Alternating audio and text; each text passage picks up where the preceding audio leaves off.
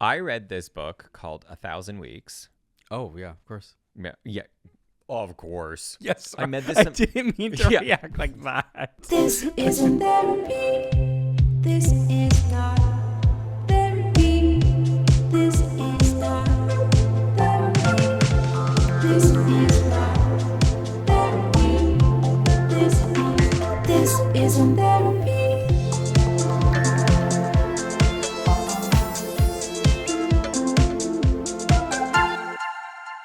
Hello. Hello, hi. And welcome back To another fun, flirty, fabulous, grandma themed episode of This Isn't Therapy. Imagine if our last episode was a grandma is a theme. grandma I episode. love that. Yeah, this is the podcast about all the stuff people are talking to their therapists about. And grandmas about. Yeah. My name is Jake Ernst, and I am a therapist. What's your grandma name? Who are you? I think my grandma name is Jeanette. Like that. Jay. Love that. Jay. What's yours? Marge. Oh, yeah. Okay. Marge. You couldn't at least come up with like an S name, like Sheila? Sheila. Jeanette and Sheila? Jeanette and Sheila. I think we're Jeanette and Sheila. All right, coming back. In another world. My name is, when I'm not a grandmother, my name is Simon Palick, and I'm a filmmaker. And Jake and I, we are just two friends who like to have casual Kelly couch conversations about therapy themes. So each week on this podcast, we get our grubby little paws, we put them on, like squeak, squeak, squeak, squeak. We reach to the therapy room, we pull out a theme, a factoid, a question, a query, a quandary, something that is floating around in the ether, and then we just have a casual Kelly couch conversation about it. Why? Well, it's because therapy themes are everywhere you look. That's right. That's right. Exactly. Speaking. Yeah, I actually have a funny story for you. Is that why you're pulling up your phone? Yeah, Okay. I'm just changing the lighting. If you're just noticing, I'm doing it live because this is it's our last episode. Oh yeah, so yeah. Why not? We need blue, and what are you giving me? Why not just have some fun? I'm gonna give you Blue. ooh, Why not should have I- some fun? How about like orange? Okay. Let's Okay. do it. I wanted to tell you a funny story about the grandmother thing. I was emceeing a conference a few weeks ago, and one of the speakers was using this strategy for like burnout and self-compassion at work. And she submitted the most hilarious strategy I think I've ever heard in my life. And it's hilarious to me because it's practical. It actually works. Yeah. But just the way she talked about it and framed it was so funny.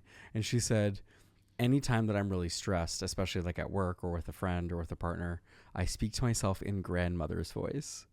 I speak to myself in grandmother's voice. In grandmother's voice. And she was like, I just imagine like how an old wise woman would speak to me, and I kind of draw on my own grandmother to be able to get to that place. And she calls it grandma's voice. Oh. So grandmother's voice is one of her self-compassion strategies. That's like when things are really hard, like I just imagine what my grandmother would say to me, and I tell myself that. You stupid and you're like, Oh. oh, okay, that makes me feel better. Whoa. Good, thank you, Okay. Grandma. Jesus, grandma. I'm watching a lot of Golden Girl. Gosh, holy. The old Lee grandma, Esther. What was her name? The one who played Sophia. Getty. Estelle Getty. Yeah. Anyways, That's my grandma's voice. Anyway, so me as the MC, obviously I had to make it into a bit. Oh, so what did you do? And so during the break, there was like aerobics. And so they hired this like stretcher person to come up. And so they were like leading everyone through stretcher. Yeah. And so obviously me, No. comedian, Yeah. I get up on Comedian-ness. I get up on stage after the break, and I'm bringing everyone back. And you're like, And I'm just like, tap, tap, tap, tap. is this thing on? Yeah. And I say, wow, thank you. So I thank them. I said, thank you for leading us through that. And I say, just imagine doing that in grandmother's voice. everyone was like,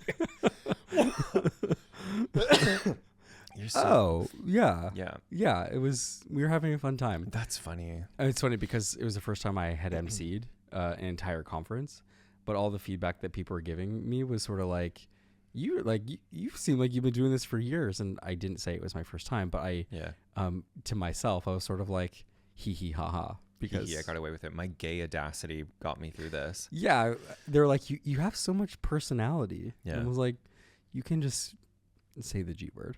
Yeah. Fine, it's Yeah. fine. It's fine. Just call me. You could just call me by my name. Yeah. Jeanette. Jeanette.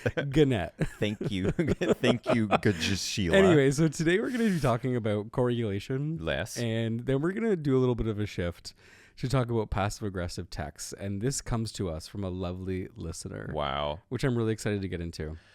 Obviously, for our final episode of the season, we need to end on passive aggressive need- tax and co-regulation. We need to hear from the lovely listeners. Yes. We do, because we love that you're here. Exactly. Okay, so we'll take a break. And we'll be Okay. back. Bye. Okay, bye.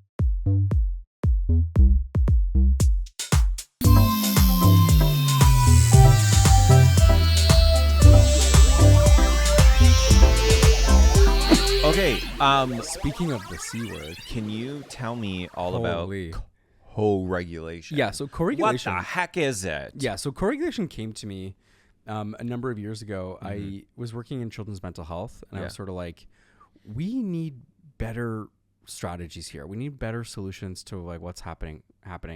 And so I was in this attachment training a number of years ago, and they introduced this term, co-regulation. I was sort of like, whoa, this is fascinating. So I was actually in grad school when I was in the training. Anyway, hello. Yeah, this is me, Jakey. Hi, Meg. Is this the co-regulation seminar? If anybody's hungry, I brought a Tupperware of bologna sandwiches. Is this my Don't. spot over here on the beanbag chair? Ooh, Okay. beanbags. I'll sit on the beanbag Yeah, chair. exactly. Anyway, Yeah. all this is to say, co-regulation, I learned this idea of like we can become calm by helping other people achieve a state of calm, and we can also help calm others by using our calm like that. Yes. So it's this like inner resource that we have, this ability Mm-hmm. to be able to affect someone else's state, which is kind of cool. And so at the time, there's a lot of thinking around like self-regulation, where we want to help kids self-regulate, Yeah. which is like we have to help kids do it on their own without, and we're forgetting like this is not something that kids just innately know how to do. Right. You have to be shown what to do. And you have to experience that in relationship and through play and through experiences like time and time again. So it's not just like you teach kids skills to self-regulate and then they become this magical being that can manage their emotions and thoughts. We teach them to do that by being in co-regulation with them. And so what became kind of fascinating to me is that we thought that this was something that just babies needed, but it turns out that it's actually something that we all need throughout our lives. It's not just something that we give infants. Like, so co-regulation, for example, is when you put skin to skin right after birth, or when you're like hugging a kid, for example. Why do you have to do skin to skin after birth? I actually don't know the scientific answer of that. Yeah. But I do believe it's That's a sidebar. I see it all the time. I think largely it's due to the co-regulation thing I was talking about. But in the scientific reason, I think that there's something to do with the release of oxytocin right after birth that babies need a lot of. And so people can correct me if I'm wrong. There might be another reason like why it literally has to be like skin to skin. It could be about heartbeat. It could be about that co-regulation piece I was talking about. Could just be purely about like warmth and touch, having safety outside of the womb after you're born. I'm not sure. I would hazard a guess that it's those things. But we also have recently learned that co-regulation is a prerequisite to self-regulation. So you need it in order to self-regulate. So I wanted to share some examples, and I want to kind of talk about them. So, for example, a parent stays close with a child while the child does their homework at the kitchen table. That's co-regulation? That's co-regulation. Oh. So Yeah. we're like doing work together. Yep, exactly.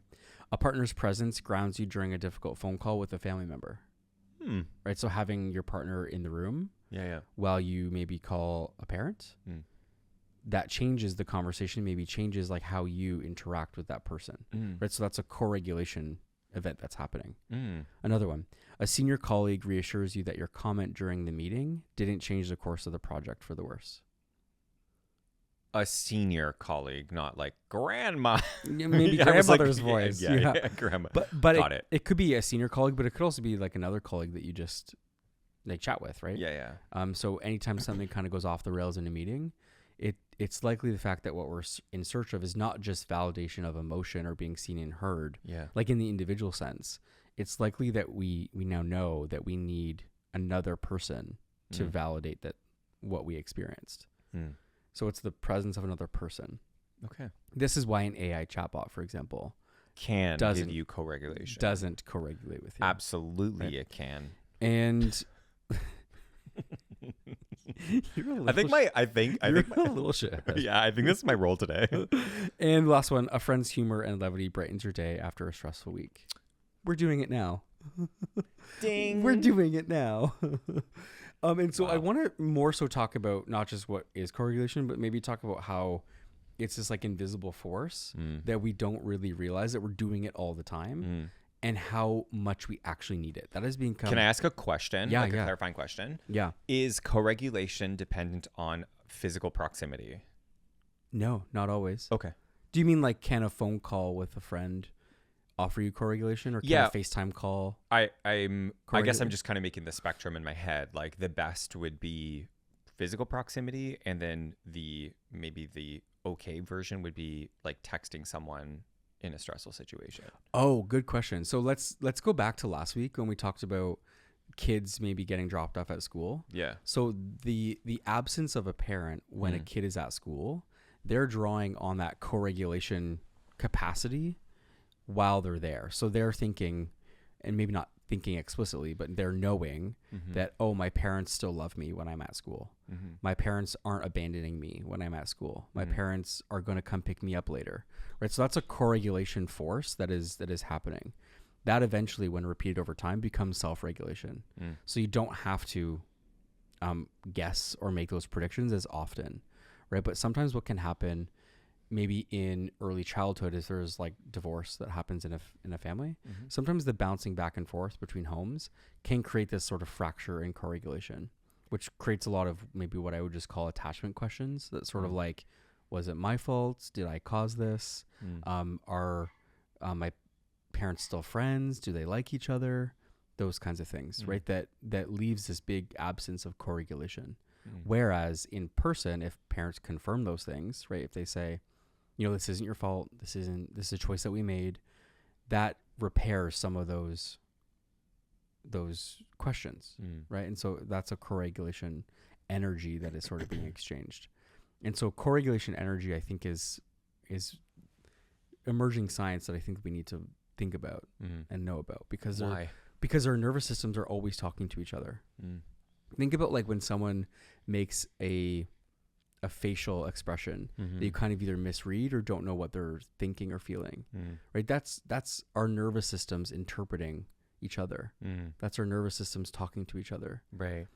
Maybe a clear example of this that I'm thinking about is, have you heard this like recent science about how the trees talk to each other? Have you heard this? No. Okay, so like there's new kind of science that shows that like the root systems Yeah. in the soil, there's some sort of dance that these trees do with each other, and they end up talking to each other. And so like the way that they like either like exchange leaves onto the ground and they kind of decay into the soil, Yeah. or the way that they kind of are blowing in the wind, the way the root systems are interconnected, they have this way of communicating with each other that scientists are now recently discovering is very important for their evolution, like as trees. And there's also some animal research that shows that animals also have shared spoken language with each other, obviously, not just through the sounds that they make, but just through like intuitive sort of, for example, bees, ants, they do it a lot. Yeah. Right? So they can communicate with each other in patterns. And so that's sort of what this is that humans, we do this dance with each other all the time. I think previously we've called it attachment styles, or we've called it I'm anxious avoidant and you're more avoidant and I'm more anxious, or I'm more secure and you're more insecure. I now know this and understand this as a dance of co-regulation, like how we are trying to find regulation with each other in a relationship.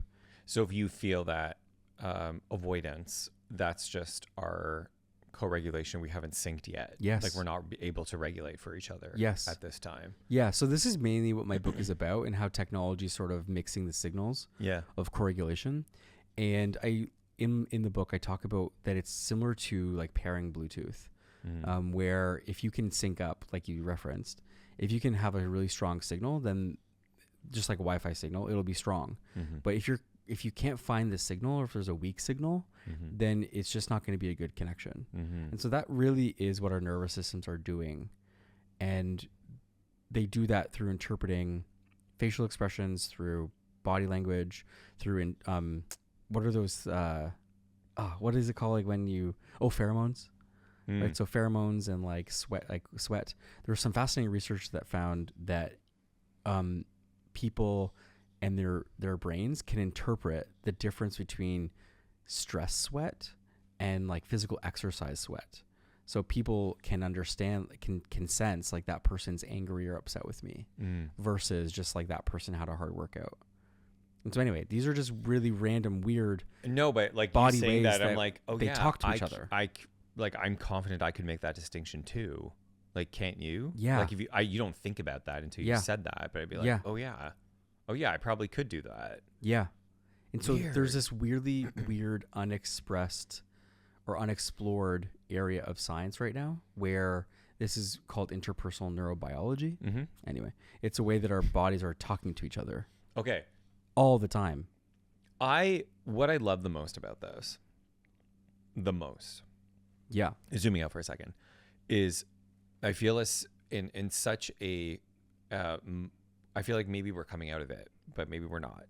A culture of having to name and define everything and use language as the predominant way that we communicate with each other. Right. It is so wonderful to know that like our brains are not smarter than our bodies. Like our bodies have like a language that we're not meant to fully understand, even to this day. Like I love that. I love knowing that it's like sometimes things there are no words for something. And like the more that we can be curious about what's going on versus trying to quantify what's going on, I feel like it's like is the move. I love that. I love that like focus on It's fascinating. that stuff versus like what is the name that I can call this so then I can like, you know, make this a mantra. You know? Like or stop thinking. yeah. Right. Like if I can just call someone a narcissist or, you know, say, oh, it's because I'm blah, blah, blah, I'm anxious avoidant, then we stop thinking. Then I have all the information and therefore that's it. No. Yeah. Yep. And so the fascinating thing about what you just said is that yes, our brain is usually the last to catch up. Our brain is usually late to the party. But we don't act that way. I know. We do the opposite. We think that our brains are like what we're thinking is like, well, that's the final conclusion, I guess. Or that's the 100% truth. Yeah. Yeah. Or it's like these are instructions for what I should do. Yeah, but it's usually that our brain is late to interpret. It's usually the unconscious, subconscious matter of life that our bodies are always sensing. We're always sort of sensing our environment, and we probably haven't studied enough about that. But I think we have some good animal research that shows the ways that, for example, like butterflies communicate or like birds, like in their flight paths. Like I've always sort of wondered, like how can birds know to fly in that V formation? Because they listen to the Beyonce song. Okay. Come on, birds. Okay. Okay, goose. Now let's get information. Information. Exactly. Have you ever seen like a V that's flying? Yeah. And it's like longer on one end? Yeah. Do you know why that is? No. It's because there's another bird there at the end. Oh, wait, what? Say it again. I don't think I got it. Explain it. My grandpa used to say that joke all the time. So funny. And it would get me every time. Every time. Well, this is the grandpa episode. He'd look up and be like, do you know why there's another, like, do you know why they fly in that formation? Why there's always an extra, why it's always longer on one end than the other? And it's like, no, why? It's like, because there's another bird there. And you're like, oh yeah, I'm an idiot. I love that. I love grandpa humor. I know. There's dad jokes, but then there's grandpa jokes. Grandpa humor, I think, is like, oh, that's wholesome. Protect that at all costs. All costs. Yeah. Anyway, so this is sort of the primer on co-regulation. I've been kind of fascinated just, you know, by this sort of idea that we can't regulate ourselves when we're surrounded by dysregulated people, Mm-hmm. right? Kids can't regulate themselves when they're surrounded by dysregulated adults. Mm. Employees can't co-regulate themselves when they're surrounded by a dysregulated boss. Mm-hmm. I'm just fascinated by that, like math Mm. of just like, oh, right, 1 + 1 does equal 2. Right. We need this plus that in order to feel like safe and secure with each other. Right. Right. Why has it taken us so long to figure that out? And why have we tried to develop all these technological solutions Yeah. to interrupt what our bodies already do for free? Mm. You know what I say to that? Let them. Let them. Exactly. Anyway, let's take a quick break. And then we're going to come back and hear from a lovely listener. I'm excited to talk about this. This is like juicy juice. This is me putting on my juicy lotion because I'm ready. Let's do it. I just What? realized something. Have you ever worn a cutoff sleeve on the pod before? I don't know why. Because now the lovies get to see your tattoos. Oh, I'm identifying. I feel like you have to show them. You have to like, yeah, just in. But I'm not gonna talk about him. No. That's not what I said. he. Don't ask me about him. No, don't ask me about them. I promise. Yeah. I guess is it? It's summertime here. Yeah. It also like suddenly became summer in Toronto, and I'm like, well, yeah, Here we are. I'm alive. Anyways, if you want a tattoo tour, Yeah. just go on YouTube and you can see Simon's lovely tattoos. Yeah, you can see 3 of them. Lovely. 3 of the undisclosed number of Only that I 3 of them. have. Exactly. Okay. All right. Taking a break, Cat. and we'll see you shortly. Okay. Ooh, sus. Okay.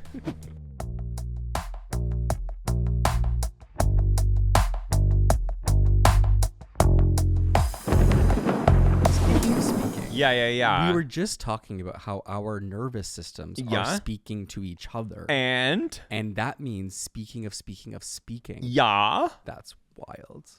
Holy. That's so meta. So how does let them theory slip into this? I read it somewhere. No, let them. No, how does that fit into this? Do you want to know something funny about the let them theory? Yeah. Is that the rumor? Have you heard of this? The rumor is that she stole the content from a poet. Oh, So there was a poem. Wait, you're telling me someone that's made millions in the social wellness industrial complex has scammed us all and has Scammed the stolen riot. something from us? allegedly. So this is alleged, but basically alleged. Wait, isn't she I thought she was like a PSW, a social worker or something.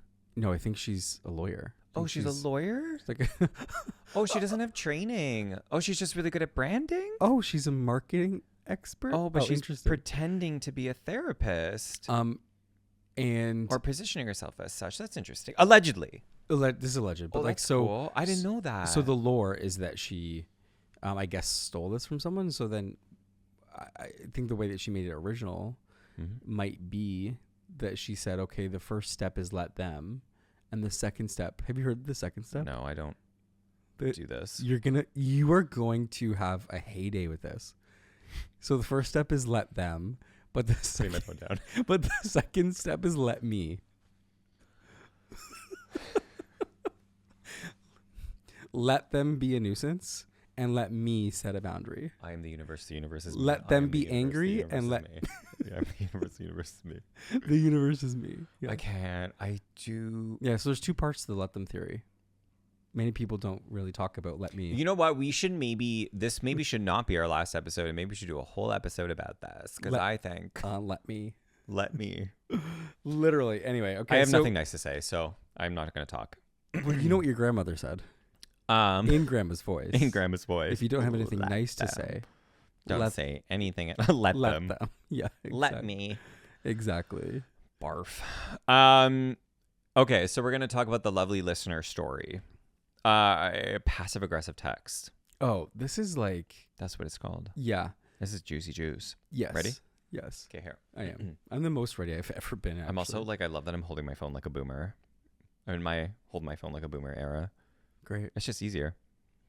Anyways, shout out to the boomers. Sometimes I find myself caught between conflicting opinions and I end up getting stuck in avoidance. My friends and I were planning a dinner. One of my friends sent a text to the group chat and their comment made it awkward for everyone. Oh, what was the comment? And no one ended up replying to him. I felt bad for him because the comment didn't really land, but I found myself siding with the others in silence. For more context, he replied to the agreed upon plan saying, "Are you all actually going to show up this time?" ? And no one replied. I guess my question in 2 parts. Why is it so easy to avoid conversations using silence? It feels passive aggressive. And maybe to this point, why does everyone want connection but keep canceling plans? Ooh. Ooh. I love the silence thing. Yeah. Why is it so easy to avoid conversation using silence? It's fascinating, right? I mean, I think about this situation in a group text where maybe someone says something and the cues are sort of misinterpreted. Yeah. Or maybe they made an attempt at a joke and it didn't really land. Yeah. Or they were wanting to have a serious conversation and confront, like, hey, I have a hard time saying yes to this dinner plan because you canceled last time. Or because the past 3 times we've kind of been flaky around, like, are we actually doing this? Yeah. So I see it from both sides. This is tough. Oh my God, I don't. Where do you because I'm in a mood. Where do you see the it from? whole let them put me in a mood? Yeah, where do you see it from? And actually, maybe I'll just say the lovely listener did pose the question from both sides, which I find fascinating, right? Which is like, why is it so hard to not reply to a text when someone is saying, are you guys actually going to come this time? And why is it also the case that we tend to cancel? It's such a unique new age experience of using silence in a group chat. Like, it is deafening. Yeah. When people just stop replying on something. Yeah. Because you know what I also think of is the next time you text in that group chat, you revisit it. You revisit it every single time until it gets pushed up. Yeah. So it's like, if you don't address it, it obviously becomes, that's a conscious decision, right? Like, you can't pretend. Yeah. So that's just like, I don't know. I'm just kind of like baffled that feels like a new age dynamic that we're all navigating. So let's break it down. Where do you stand? Like, what's your initial reaction? About the question or about this whole situation? Yeah, you said that you kind of like have a strong stance on it. I did, only again because what I'm is in a it? mood. I feel as though from the person who's saying, like, are they actually going to show up this time? Like, as a joke, I'm like, I think it could be a ha ha ha ha. But if you actually feel pressed about, like, the fact that people keep canceling and the joke didn't land, I think you got to address it then at that point. Like, you got to say, like, okay, we need to tackle this. But I'm also like a fan of, like, take it off of the group chat. Oh my gosh. You know, like, go one by one then and, like, address it with people individually, not like in the group chat in a public forum. Ina Garten has said on Amy Poehler's podcast with her husband Jeffrey.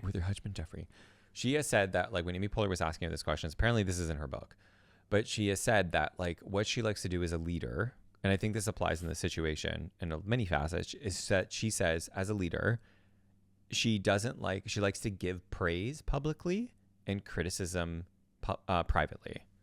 I think that's a great rule. And I think that's a kind of like a great rule in this like social setting, because it's like, well, when you make a public criticism, whether or not, even though it's like a joke, but it's got teeth, I think you run the risk of exactly what just happened, which means now you have to double down and you actually are now forced into, oops, now I actually have to have the conversation when maybe you just wanted to be flippant about it.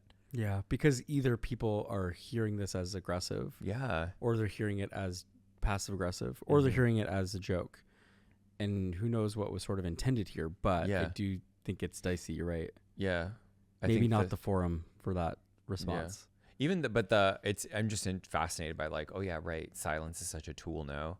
Yes. But weird. Because it can weirdly be convenient to delay responding by saying, oh, I didn't see it, or I didn't read it, or I didn't know what to say in the moment. But silence speaks volumes. Especially when it goes beyond, you know what it kind of reminds me of, like, outside of tech? It reminds me of, like, almost like being, like, standing up in a classroom and, like, saying something and, like, having that experience of either being publicly shamed or not. Like, that's kind of what is happening, but in, like, a digital forum. 100%. So when you think about it, you're like, oh, wait, there's 6 people in this group chat. It's the equivalent of me standing in front of them and saying this to 6 people in front of 6 people. And I think sometimes we forget that it's like, But I don't think it's the same. I think it might be worse because you don't have any facial cues to go off of. You don't have any information. You don't know if they saw it. You don't know if they're all seeing it at the same time. You don't know if they created a separate group chat behind your back. yeah. Oh, totally. I There's I so agree many, with you. like- It's worse. But I'm also coming from the place of like, oh, I wonder if would you have said this if you were just in a room with them versus is it only because you're in a group chat that you're saying this? Like, I'm curious about that piece too. But you're right. The silence in a group chat speaks volumes. Yeah. It is loud. What are your thoughts, feelings, I body aura reactions? think my initial reaction is Let them. my initial reaction is Let me. to think about the second part of the question that the lovely listener is asking, which is, I'll just read it again. I just thought it was so well written. It was, and maybe to his point, why does everyone want connection but keep canceling plans? Where my brain goes here is probably the built-in frustration of friendship, of modern friendship, which is that like, are you guys actually going to come? Like, is this actually a serious dinner plan? Yeah. Or are we going to text each other the day of and say, hey, I'm busy, or like, hey, I'm like, I don't want to do this. Yeah. Change of plans. Change of plans, like, you know, and like, I think it is, let's just be real. Like, it is normal and natural for people to want to say, no, thank you. That's allowed. But I just wonder if we sort of lost the plot in a way on that, because I just think this is a really weird moment in culture that we're in right now, where we have to text people an hour before saying, hey, are we still on? That's so weird to me. Yeah. We never used to do that. No, we didn't. We didn't do that as kids because we didn't have the phone kind of in between us. No. We just showed up. I remember showing up at the library to meet my friends, just assuming they'd be there. And now we would never do that. No. Right? We text them down to 10 minutes before saying, hey, are you coming? Hey, what time are you going to be here? Blah, blah, blah, blah, blah. Yeah. It's so bizarre Yeah. that we're in this weird commitment culture where I'm even just like thinking, I did it to you today. I literally did it to you this morning and said, hey, are we still on for 10? Yeah, for sure. Hey, are we still on for 10? Yeah. We talked about 10. Yeah. We talked about 10. It's in the cal. I And have that was the other thing too. I like, have the receipts. of the I 10. had the information available. Yeah. But I still, Like, you need it. what is that? Yeah. So I think I kind of more connect with maybe that side of the coin that this lovely listener is asking about, Interesting. which is like, why do we all want connection so bad? And we would say that out loud, but why do we really struggle or suck at kind of the maintenance of it? Yeah. I wonder if it goes back to what we were talking last week about like the social risk taking and stuff, like, because interesting. I mean, we've talked ad nauseum about how, you know, phones are kind of intercepting our connections to real people and real experiences, and maybe it's becoming easier and easier and easier to default to like the digital experience versus the real experience, and so we're losing like the ability to take those risks and like go out there and like. I hate that. Me too. And I think you know what, collectively, I don't know anyone who would actually genuinely argue that like otherwise, because I think we all want it, right? Like I think I've said this before on the pod, but it was like, if I think about like the best day of my life in like recent history, or like I'm like, oh my God, this was such a good day. It never involves like a digital anything. No. It involves like a park hang, or like going to this, or meeting up with this friend, or like having a this.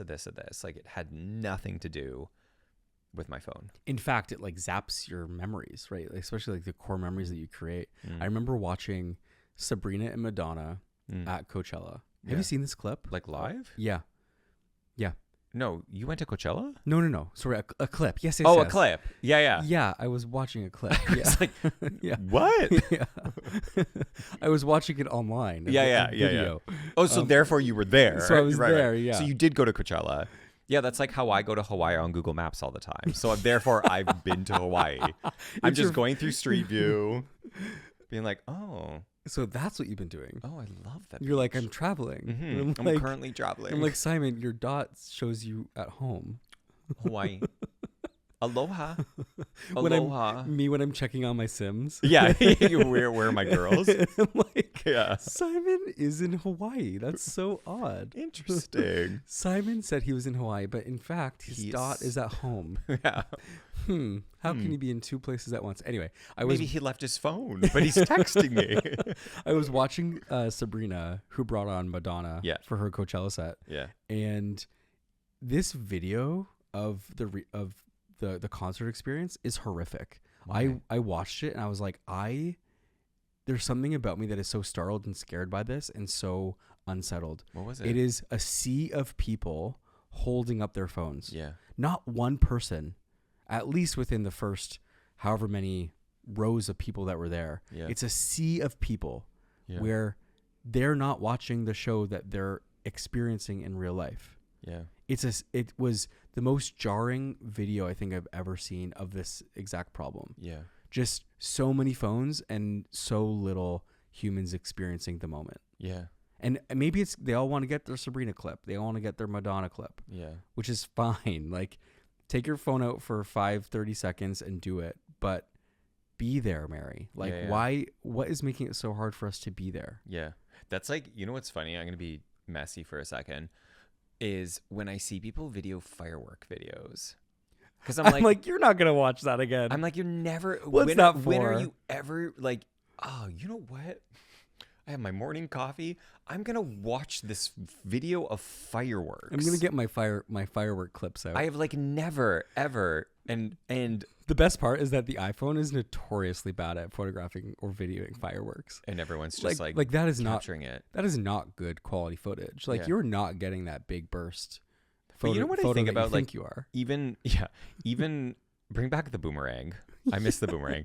That was how you captured the firework. I would watch my firework boomerangs. Yeah, but you know what I think about even larger than that is like, maybe because I just have my dad's voice saying this, but he's like, everyone's capturing the same thing, so therefore, why are you capturing it? Like, and he meant that more in like an artistic way. If it's like, isn't it fantastic that, like, I remember complaining about like a trip that had gone on that I thought was going to be really like sunny and it wasn't. It was really cloudy, but he was like, wasn't that kind of really special that you got to experience a very unique like way of experience this destination that most people don't, even though it was gray and whatever. But like, think of your photos, think of the experience. And I was like, oh my God, you're so right. Like, it was kind of unique and different.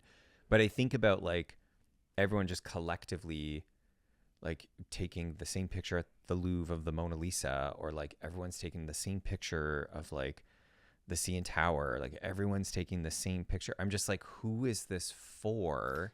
Well, and what is it for? Well, because I think I might have an answer to that. Yes, I have seen many young people using it as their memory bank. So it's like a live scrapbook of every single moment that you've had. Right. And so when you're kind of trying to remember, like, oh, when was that? Who was I with? Oh, they just pull up their Snapchat stories and they go back and say, oh, this is all who was at the party. These are all the pictures that I have with them. Or if they're trying to remember like a date, for example, they'll go back and say, ooh, that was kind of around the time that I went here. And it was kind of also in between this. And so let me look for photos that like show that. And they're like sparks their memory. Oh no. So this doesn't sound like a good thing. Yeah. I mean, obviously to remember things in a scrapbook format is great. I mean, I have many of my baby books like from when I was a kid, but now it's all on the phone. Right now, all the memories are like there.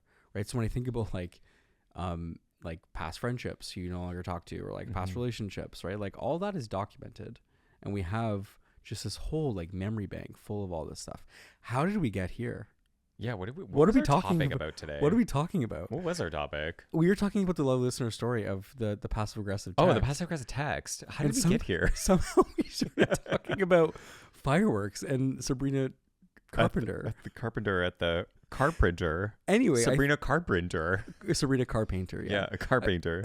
I think we've been here talking because technology has changed how we're interacting, but I've oddly lost the plot. Me too. Wow, I love let's that. loop it back. That doesn't often happen. That- I don't know think we it's go ever- spunking, but I don't think we've ever lost the plot. I don't think that's ever really happened to this Well, degree. it's taken our last episode of the season for us to lose the plot. And you know what? That Exactly. makes sense because you know what? Mommy's been running a marathon while running a marathon. That's exactly it. You know?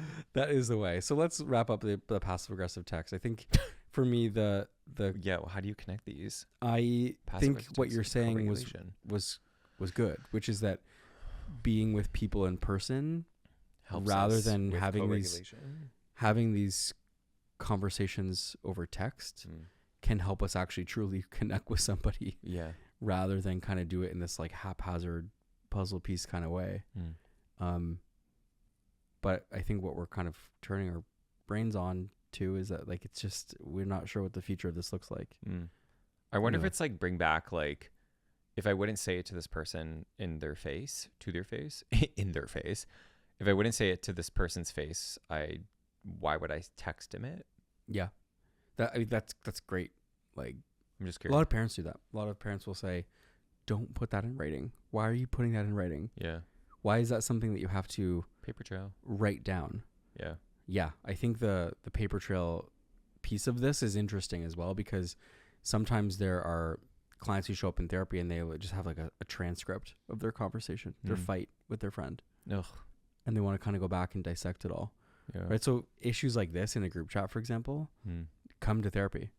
It would be something like, so I said this to my friends. Mm. Why are you going to actually come this time? And no one replied to me. Mm. That is a scenario that might come, right? Mm. Where people kind of say, get a load of this. Yeah. Get a load of this. Get a load of this guy. Get a load of this guy. Yeah. Anyways, have you seen the Madonna car printer clip? It was horrific. It was Did you horrific. see those guys taking firework videos? It was appalling. Horrific. Crazy. Crazy. All right. Okay, let's take a quick break. We're Yeah. going to come back with our final segment. Yeah. Final segment Yeah. of the season, asking for a friend. Let's do it, baby girl. BRB.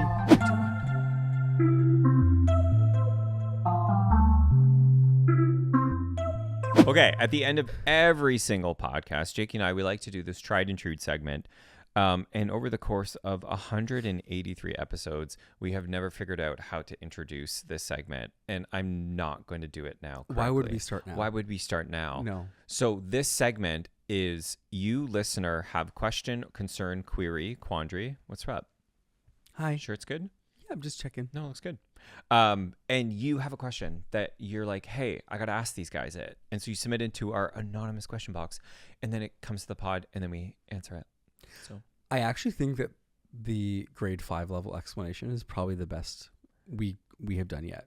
but So- I don't, Hey, it's not and like then you, snappy. and then you guys ask these guys it. And then that's it. You know? Perfect.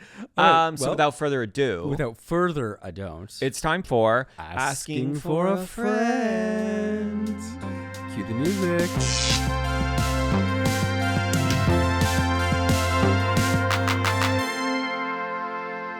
Okay, the loveliest of lovely listeners would like to know, Hmm. I keep having this feeling that everything is happening way too fast. Oh no. Life keeps throwing things at me and I can't slow it down. There's always something to do, someone to reply to, or some life admin that I have to do. How do I stop the constant stream of stuff in my life? I have a good system for getting stuff done, but when does it stop? Is this just adulthood? Relatable. Very relatable. Ah. Can I give a very MSW answer Ah. Yeah. as like as an honorary MSW? Yeah. I read this book called 1,000 Weeks. Oh, yeah, of course. Yeah, of course. Yes. I met this I some- didn't mean to Yeah. react like that. Like, yeah, duh. Like, Yeah. you never heard of it? Wait, Dr. Richard Short's Internal Family Systems? Duh. Yeah. Mel Robbins let them? Duh. I read that. I love that book. 1,000 weeks. I read 1,000 Weeks, and I love information that gives me a little bit more insight as to like why things are the way they are, why I feel a certain way. And I think one of the many things that I took away from 1,000 Weeks was the to-do list is never ending. The more that you engage with the to-do list, it's always going to multiply. So Yeah. if you have like 50 emails and it for some reason which I get. It feels really good to answer all of those 50 emails. Well, guess what? That you're going to invite back in 50 replies to that emails or more, and it's just going to increase your inbox. Like there's no such thing as like ending your to-do list. And I don't mean that in like a cynical way, but I think what's kind of cool about that is like, all right, so the reality is chasing the to-do list, like crossing things off, is maybe not the best way to program this feeling of like, I got things done. Yeah. Like maybe there's something else that needs a different type of practice, a different way of sort of like having this feeling of like, it's actually okay to leave a work in progress for now. Or, and for me, that looks like, it's 6 p.m. and it's really sunny on a Friday. Goodbye. Mm-hmm. It can wait. You know what it kind of makes me think about is that like, and I don't mean to get too like woo, but like everything has a cycle. Like everything. Honestly, I've always said that. Right. Like I've always said that. Like butterflies have cycles. Washing machines have cycles. We have cycles. We have cycles. We have bicycles. Yeah. And tricycles. Yeah. I have to go get mine fixed. You do. Yeah. Put it on your to-do list. And then I'm going to cross it off and I'm going to feel so good. Forget it. Well, then you have to go pick it up. Yeah. So it's another to-do list item. Let them. Let me. Let me go. Let me. Let me go pick it up.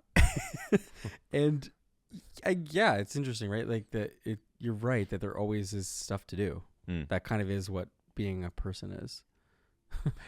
Which is like my like way of getting like, I get you. I feel the same way. Yes. I feel the same way. And my way of trying to make sense of it is like trying to deprogram myself to believe the to-do list. I don't have to accomplish the to-do list. Yeah, we're not trying to minimize no, because I'm also not on the other side of this being like, I've changed. Like I've got the answer. And like, now I'm not no. overwhelmed. No, I wrestle with this daily. And that's part of the conversation that I have with myself. It sort of is this like, the thing I resonated with is the constant keeping up. Yeah. And I find that it's hard to keep up when you overcommit. God, I really hated saying that out loud. Yeah. I like constantly overcommit to things. And like, for example, with the meeting on Tuesday, I'm kind of like, why did I say yes to that? Yeah. Why did I say yes to that 3 weeks ago? Yeah. Why did I think that I was suddenly going to be a changed person and want to do that? Yeah. You know, like totally. Anyway, I think the overcommitment thing is a big one. And for me, overcommitment leads to overwhelm. Yeah. All the time. 10 out of 10 times. You know what, like another thing too that I noticed, I'm like, I mostly feel this way when I look at my calendar and I'm like in wall to wall. Yeah. And I'm like, sometimes I'm like, okay, it's just the period of time because either a project or whatever it may be. So I'm kind of like, well, there's an end to this. So I'm prepared to endure. But then if it just becomes like a reoccurring thing, I'm like, oh, maybe I don't need to have an activity every night after work. Like maybe I don't need to like be in wall to wall in my cal. Yeah. Like maybe I can actually say like, actually, I don't want a meeting before 9:30. Like if you have that flexibility with your work, right? Like, yeah, because I fall to the trap all the time. Yeah. Because I'm just like, oh, wow. Like on paper, it looks like I have all this time in the world, but you're like, oh, wait, I forgot. Like I need time to eat and like take a break. Go for a walk. You know what it makes me think about? Maybe we can wrap it up from here. Or we can just keep going. I just want to say shout out to our ADHD level listeners. I do feel like, well, I just feel like this problem mapped onto who someone we know and love calls Neurospicy. Yeah. Near and dear. Yeah. I just think that this problem is experienced differently by many people depending on your brain and kind of how it works. Yeah. So I just want to kind of like make room for that. Like I know with a lot of my friends who have ADHD, like if they bring this problem to me in this kind of asking for a friend sort of format, I think my answer is different for them than it is for people who don't have ADHD. Right. Or don't have anxiety about the social stuff, all that stuff. Right. Yeah. So I think it does depend on the person, obviously. But I think for the most part, like overwhelm breeds overwhelm. Right. So I think if you can make room for the rest, the vacation, the break, the slow down, the nap, the time off on Tuesday, do it. Yeah. Do it. Let them. Let me. Let me. Let them. Let them eat cake and let me clean it up after. Anyway, If you like what you heard, Yes. Like, comment, subscribe, all that fun stuff. yeah. Maybe one final wrap up of the wrap up, Oh, an epilogue, as it were. We're about to take a break. This is going to be our last episode see. before we take a break and a pause, and See. we're going to go off into summer. Pause. All right. Well, this will be our last episode for this summer. We're going to take a break for a bit, but please feel free to indulge in the This Isn't Therapy catalog. And yeah, we'll enjoy your summers. And yeah, we'll see ya. Bye.